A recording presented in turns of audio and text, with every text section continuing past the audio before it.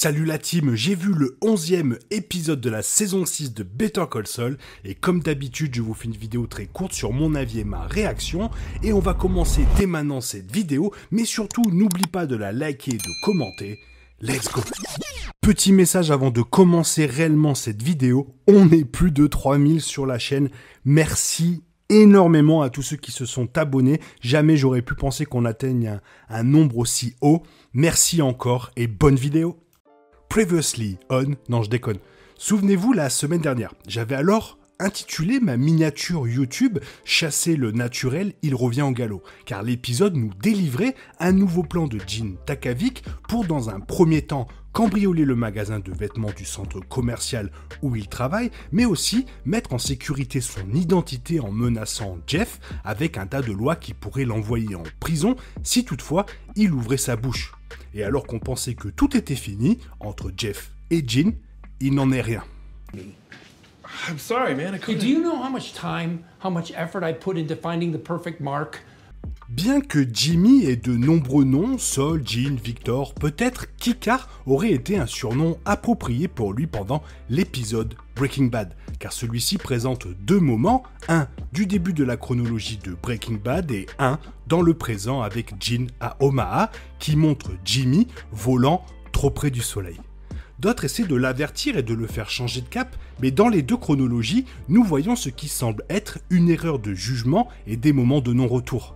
Dans la chronologie de Breaking Bad, nous savons ce qui arrive lorsque Jimmy ignore les conseils de Mike et va rencontrer Walter White lors d'une expo science à l'école.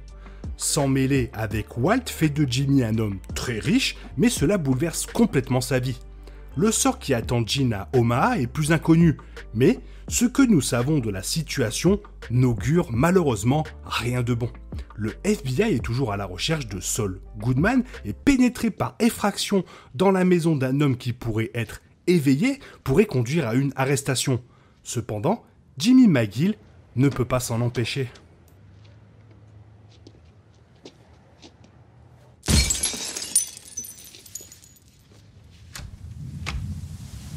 Il n'est pas trop surprenant qu'une série mettant partiellement l'accent sur le fonctionnement interne d'un cartel de la drogue soit si apte à présenter la dépendance de quelqu'un. Breaking Bad a exploré le thème de la dépendance avec Jesse et Jane dans un sens traditionnel quoique déchirant. Mais sur Better Call Saul, la dépendance de Jimmy n'est pas chimique. Jimmy est accro à l'agitation, et pas de la même manière que le pire gars que vous connaissez. L'attrait des belles choses de la vie, le frisson de l'escroquerie, le sens du pouvoir et de l'importance que Jimmy retire de son plan, c'est du haut niveau qui est plus grand pour lui que ce que n'importe quel cristal bleu pourrait lui fournir. Il y a quelque chose d'immensément puissant à savoir dans quoi vous êtes doué.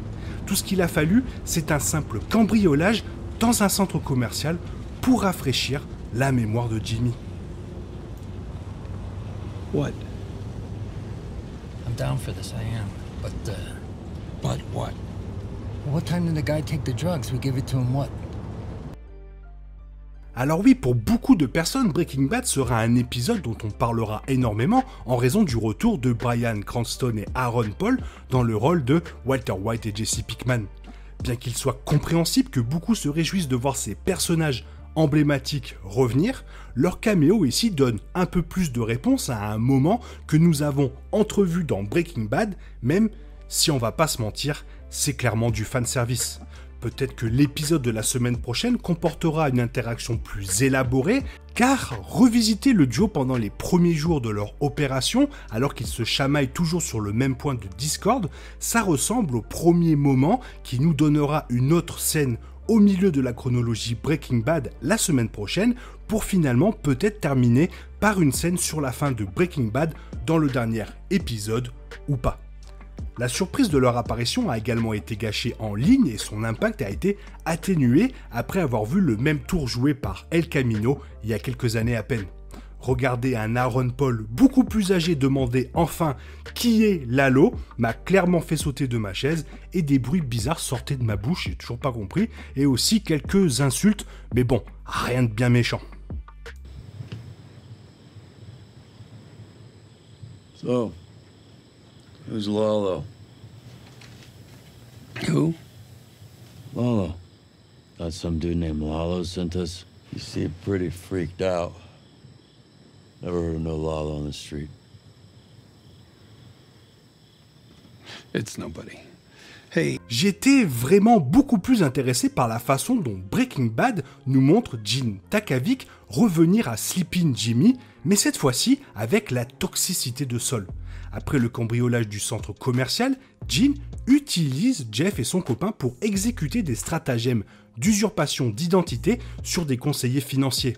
Les saouler, puis les droguer et les mettre dans le taxi de Jeff sur le chemin du retour afin qu'ils puissent facilement s'introduire chez eux et voler des informations classifiées comme des numéros de carte de crédit, dossiers d'investissement et fiscaux, relevés bancaires et mots de passe personnels.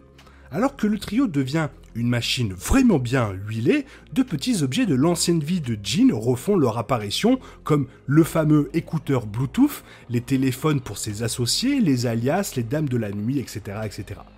Un seul coup suffit à Gene pour revenir dans le game.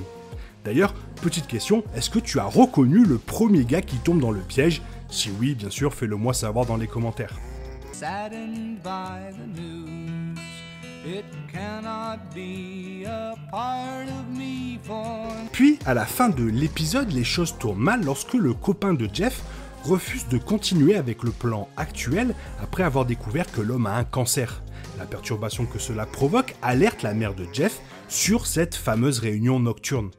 Gene fait valoir que le cancer ne fait pas de quelqu'un un saint, comme il le sait trop bien par expérience, mais il y a quelque chose de révélateur dans le fait que l'ami de Jeff a une ligne morale claire, là où Gene, il n'y en a pas. Ne voulant pas gâcher l'occasion, Gene se dirige vers la maison de l'homme et brise une vitre pour entrer. Et contrairement à leur précédente action, il a maintenant laissé des preuves d'entrée par effraction. Il est surprenant de voir à quelle vitesse Gene est passé de la panique face au visage suspect dans l'aire de restauration du centre commercial à ce moment.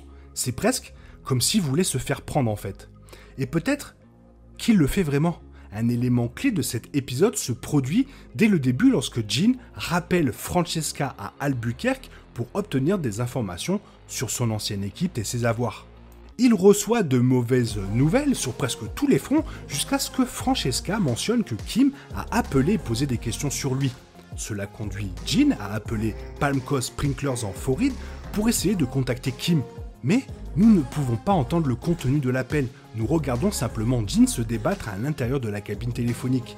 Kim n'y travaille peut-être plus, ou lui a-t-on refusé de lui parler? Quelque chose de pire s'est-il produit? Plein de questions en gros. Et oui, et donc on se demande, peut-être que Gene gardait espoir d'une sorte de réunion avec Kim, et maintenant que ce n'est plus une possibilité, il se rend compte qu'il doit utiliser la plupart du temps qui lui reste, tout comme l'homme atteint du cancer.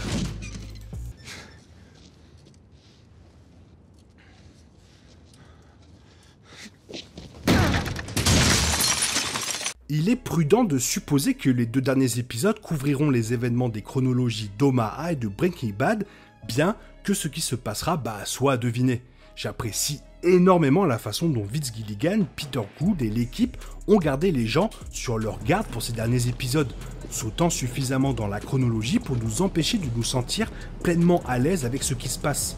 Au train où vont les choses, il ne semble pas que Gene suivra plus longtemps les rythmes simples de sa désormais ancienne vie en Gene Takavic.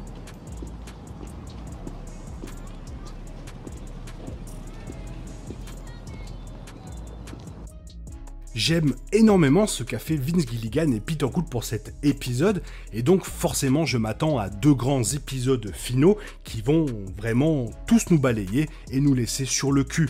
Toi, qu'est-ce que tu en as pensé de cet épisode? Fais-le moi savoir dans les commentaires car ça me ferait extrêmement plaisir de te lire. Et j'espère que la vidéo t'a plu, et si la vidéo t'a plu, n'hésite pas à la liker, partager et à t'abonner. Merci d'avance. Je te souhaite une bonne matinée, après-midi, peut-être une bonne soirée ou un bon week-end. Bisous bisous, hasta la vista.